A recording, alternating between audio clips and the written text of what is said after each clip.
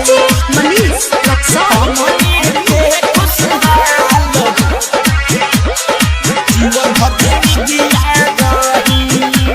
Jagdamba recording studio Sunauli.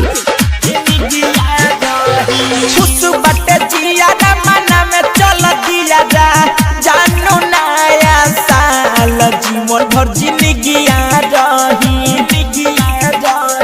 खुश बट जिया मना में चल दिया जा जानू नया साल जीवन भर जिंदगी रही हमनी के खुशहाल जीवन भर जिंदगी रही हमनी के खुशहाल जीवन भर जिंदगी रही।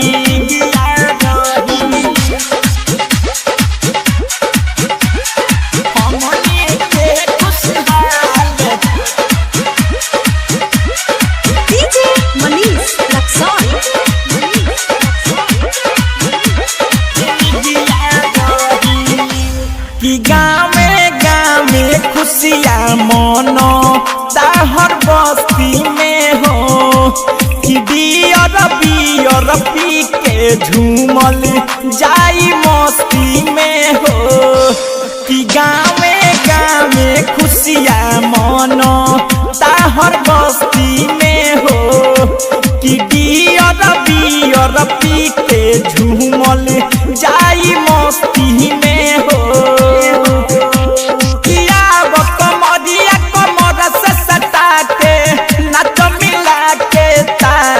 जीवन भर जिंदगी रही आब कमरिया कमर से सटा के नाच मिला के ताल जीवन भर जिंदगी रही हमनी के खुशहाल जीवन भर जिंदगी रही हमनी के खुशहाल जीवन भर जिंदगी रही।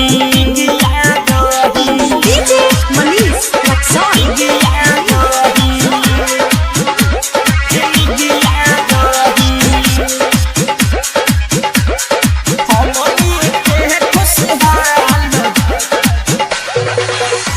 हो सबसे पहिले तहरा के हम विश करब हो कि नया साल में दाया गाल में एगो किस करब हो। सबसे पहिले तहरा के हम विश करब हो नया साल में दाया गाल में एगो किस करब हो।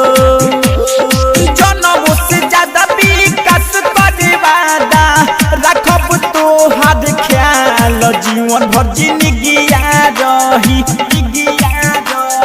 जनम से ज्यादा विकास करे वादा रखब तोहर ख्याल जीवन भर जिंदगी रही हमनी के खुशहाल जीवन भर जिंदगी रही हमनी के खुशहाल जीवन भर जिंदगी रही। Jagdamba recording studio Sunauli.